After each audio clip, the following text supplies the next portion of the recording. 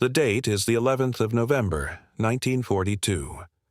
A ward in the Hôpital de la Salpêtrière in German-occupied Paris is quiet in the way that only a building under occupation can be quiet, a silence that listens back. The lights are low. A German orderly makes his rounds, boots clicking on tile. In a bed near the window, a young Englishwoman lies perfectly still, her face composed into the unreadable flatness of someone in considerable pain. Her name, according to the documents clipped to the end of her bed, is Madeleine Vernet, a Frenchwoman from Lyon. She is recovering, the paperwork explains, from a complicated surgery. She is not from Lyon. Her name is not Madeleine Vernet, and she is not, in any meaningful sense, resting. Beneath the mattress, folded into the inner lining of a hot water bottle that a sympathetic nurse has placed beside her, are 3 sheets of thin paper.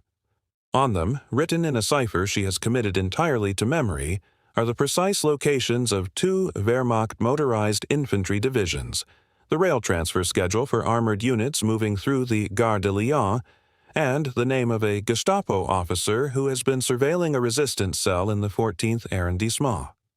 All of it gathered from the conversations of German medical staff who spoke freely around a woman they assumed to be unconscious.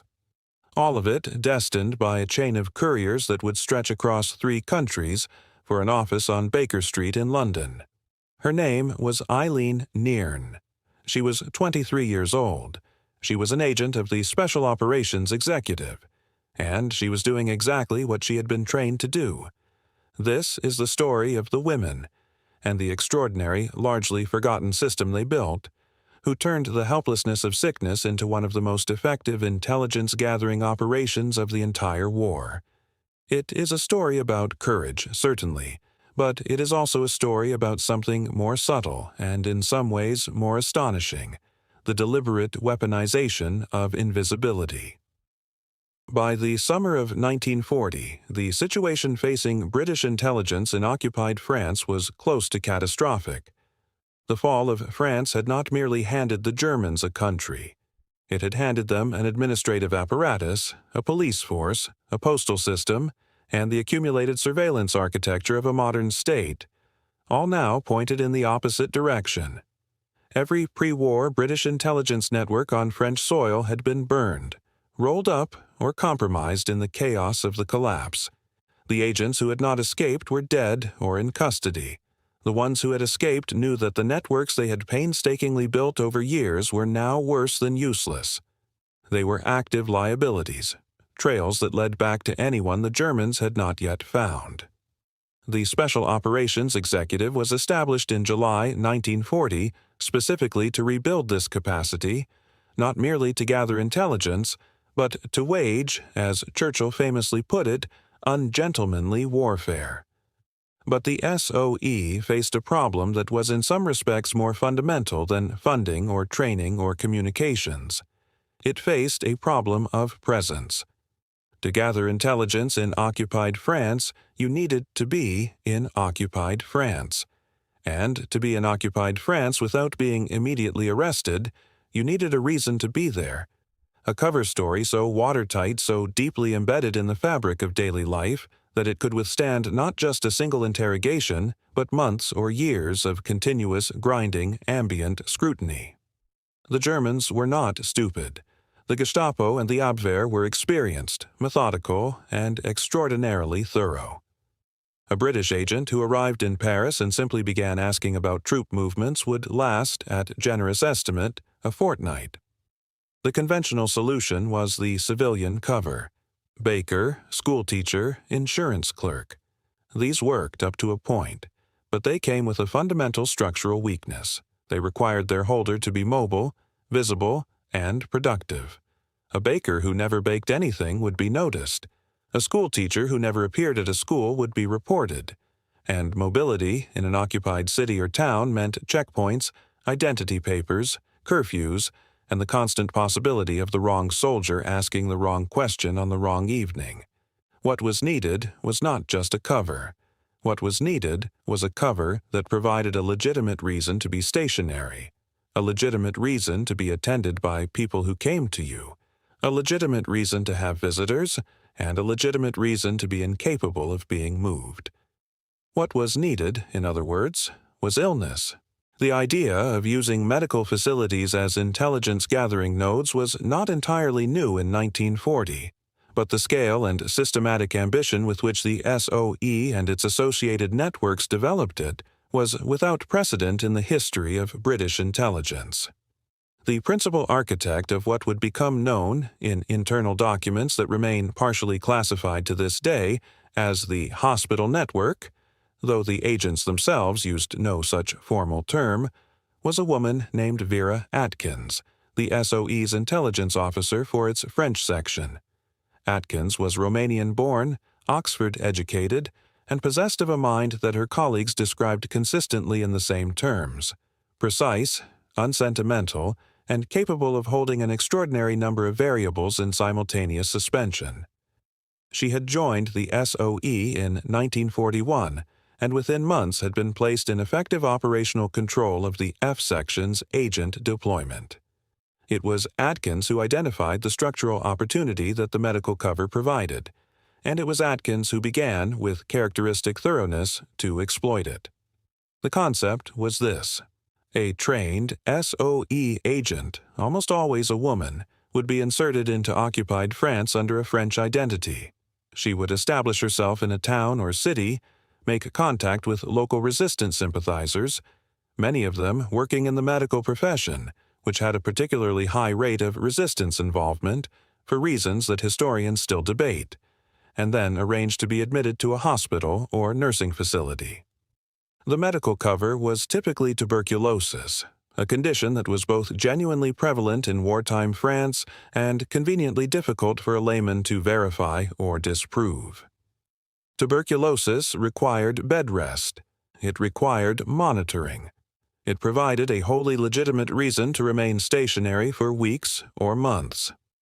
Once inside the hospital, the agent's actual work could begin.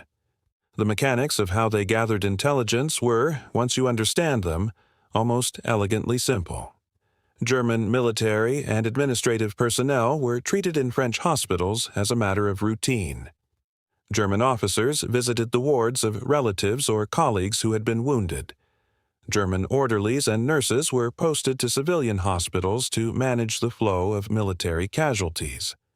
German doctors consulted with French colleagues in the same buildings, often in corridors and canteens where conversations happened without a second thought. And all of these people had, as people everywhere do, an irresistible tendency to speak freely when they believed no one of consequence was listening. An unconscious woman. A woman apparently sedated.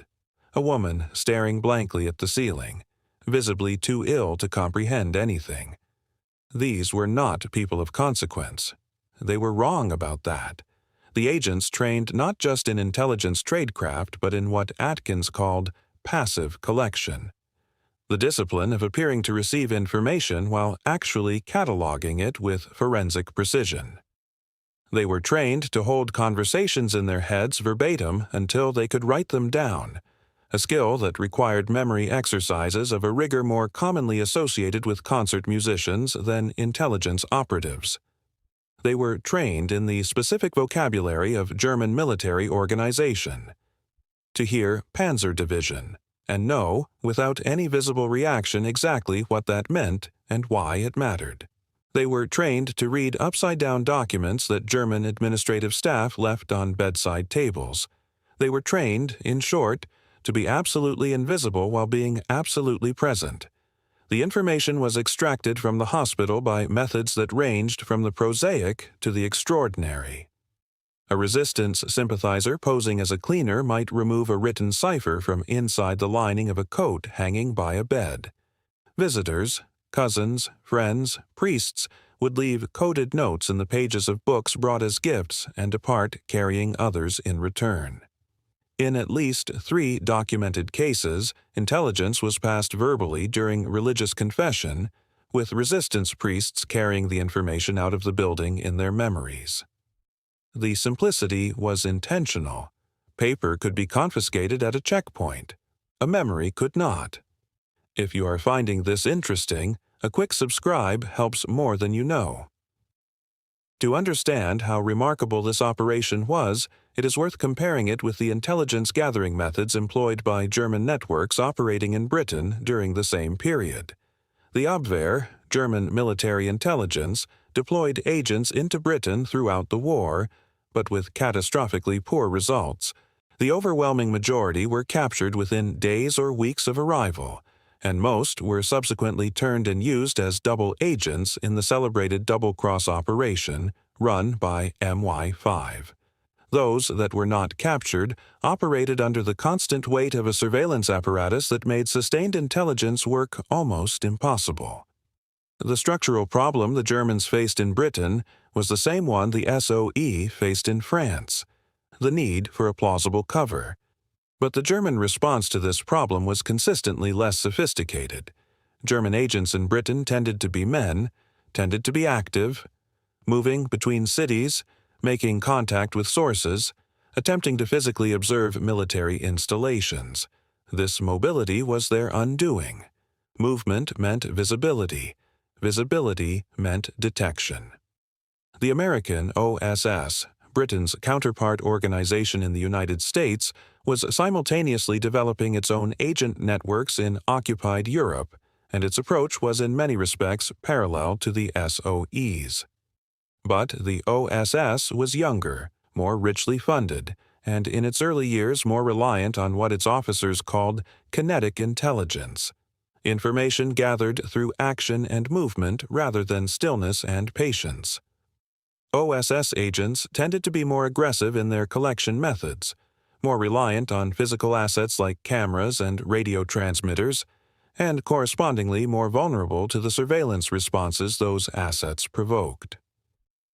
The SOE's hospital network was different in kind, not merely degree. It was built on the insight that the best intelligence operation is one that cannot be seen, not because it is hidden, but because it is so perfectly embedded in its surroundings that it is simply not visible as an operation at all. A woman lying in a hospital bed was not a suspicious person. She was not a cipher to be cracked or a signal to be triangulated. She was simply there, as women in hospital beds had always been, unremarkable and overlooked. The Germans, for all their thoroughness in other areas, were consistently blind to this. Their interrogation protocols, their checkpoint procedures, their surveillance methods were all predicated on the assumption that intelligence operatives were people who moved, who acted, who did things. They were not designed to detect people who simply lay still and listened. Several post-war German intelligence assessments, reviewed by historians at the National Archives in London, express a retrospective bewilderment at how comprehensively they were outmaneuvered. One assessment, dated June 1945, notes with a kind of reluctant admiration that the British had made use of persons and circumstances that we had categorically dismissed as irrelevant. Precisely. The actual strategic impact of the hospital network is, like so much intelligence history, genuinely difficult to quantify. Intelligence that shapes a decision leaves no direct trace in the historical record. You cannot easily point to a battle and say that it was won because a woman in a Paris hospital heard a German colonel mention the departure time of a supply train. The chains of causation are long, multiple, and frequently obscured by the post-war tendency of all parties involved to protect sources and methods even decades after the fact. What the historical record does show, with reasonable clarity, is that the intelligence flowing out of occupied France through the SOE's networks in the period 1942 to 1944 was of exceptional quality and exceptional volume. The assessments arriving at Baker Street from the French networks were, according to the post-war analysis conducted by the SOE's own historians, more consistently accurate, more operationally specific, and more rapidly delivered than the intelligence produced by any comparable Allied operation in Western Europe. The hospital networks, while never a majority of this total, were consistently identified in internal assessments as producing intelligence of disproportionate strategic value, precisely because the Germans simply did not know it was being collected. The psychological impact on German occupation forces, once they began to suspect that their conversations were not as private as they had assumed, was not insignificant. There are accounts from German veterans, gathered by historians in the decades after the war, of a growing and deeply unsettling sense that the occupied French population was watching them in ways they could neither identify nor prevent. This general wariness, a kind of ambient paranoia, had effects on German operational behavior that intelligence historians have argued were themselves strategically significant, causing German commanders to compartmentalize information more aggressively, restrict the movement of personnel, and reduce the informal communications through which, ironically, much intelligence of value had flowed. The network was not without losses. Eileen Neern was herself eventually arrested in the summer of 1944 and subjected to interrogation and imprisonment at Ravensbrück concentration camp. She survived. Many did not. Noor Inayat Khan, another SOE agent who operated in similar circumstances in Paris, was captured in 1943 and executed at Dachau in September 1944. She was posthumously awarded the George Cross. The cost of invisibility, when it failed, was everything. Eileen Neern survived the war and returned to Britain. She was, like many SOE agents, discouraged from speaking about her service by the official secrecy that clung to the organization for decades. She lived quietly in Torquay, largely unknown to her neighbors for most of the remainder of her life. It was only when she died in 2010, aged 89, and council workers found her flat full of wartime memorabilia, medals, photographs, documents, that the extent of her story began to reach the public. She was given a full military funeral. Vera Atkins, the architect of so much of the network's methodology, worked tirelessly after the war to establish the fate of the agents she had sent into the field and who had not returned. She tracked down the circumstances of deaths in concentration camps and Gestapo cells across occupied Europe, providing families with answers they had waited years to receive. She died in 2000. Her full operational records remain partially classified. The broader legacy of the hospital network is one of those quiet historical ironies that are somehow more satisfying than the dramatic ones. The Germans, who prided themselves on their efficiency and thoroughness, were defeated in significant measure not by larger armies or superior technology, but by a quality they had dismissed as irrelevant: the patient, invisible endurance of people they had categorized as powerless. The women in the hospital beds had no weapons. They had no vehicles. They could not, by the terms of their cover, even stand up. And yet they reached into the most carefully guarded conversations of the occupying force and extracted from them the information that would help end that occupation. The original documents from those hospital ward ciphers are held, those that survive, at the National Archives in Kew, London. They are small, fragile things, thin paper, close handwriting, the occasional smudge of what might be anything or nothing. They look, to the uninformed eye, like nothing at all, which was, of course, precisely the point. Let us return, then, to that ward in the Salpêtrière. The German orderly has completed his rounds. The lights have been dimmed further. Outside, on the Boulevard de l'Hôpital, a military vehicle passes, its headlights blacked out in compliance with the blackout regulations that remind every person in this city, at every hour, of who is in charge. Inside, the woman in the bed near the window has not moved, but she is not resting. She is cataloging. In the grammar of a cipher only she and one other person on earth can read, she is laying down, with absolute precision, the piece of information she extracted 3 hours ago from a conversation between two German administrative officers who sat, for 45 minutes, not 4 meters from her bed, discussing the movement of supplies through the city. She is translating their words into a sequence of letters and numbers that will, in 3 days, be in London. In 7 days, it will have shaped a targeting decision that the men in that conversation will never be aware of. In 14 days, the consequences of that decision will be visible on a map somewhere in southern England where the people who make these choices are plotting the slow, grinding dissolution of the thing those officers represent. She is 23 years old. She appears to be asleep. She is doing more damage to the German war machine than any of the people walking past her bed will ever know. This is what the hospital network was.